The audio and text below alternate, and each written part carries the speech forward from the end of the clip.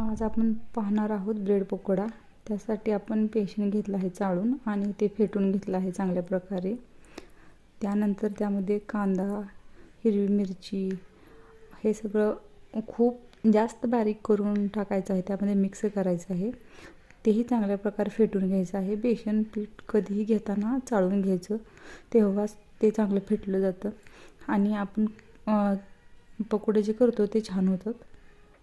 तर त्यासाठी मी त्यात 1 चमचा मीठ, 1 चमचा हळद, 1 चमचा लाल तिखट आणि आपल्या घरात जो मसाला आहे तो मसालाही तुम्ही टाकू शकता। आपल्या चवीनुसार मीठ, जे मसाले तुम्हाला आवडतात ते तुम्ही त्यात मिक्स करू शकता। चांगल्या प्रकारे फेटून घ्या। नंतर तुम्ही कुठल्याही कंपनीचे ब्रेड वापरतात ते ब्रेड घ्या आणि नंतर गॅसवर तवा ठेवून त्या ब्रेडला पूर्णपणे ते मिश्रण लावून घ्या, आपण जे पेस्ट केलेलं होतं ते।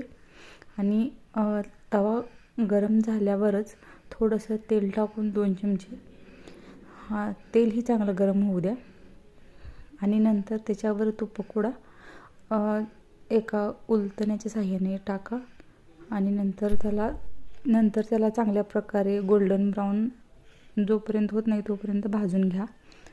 छानसं भाजल्यानंतर दोन्ही बाजूनी छानसं भाजून घ्या।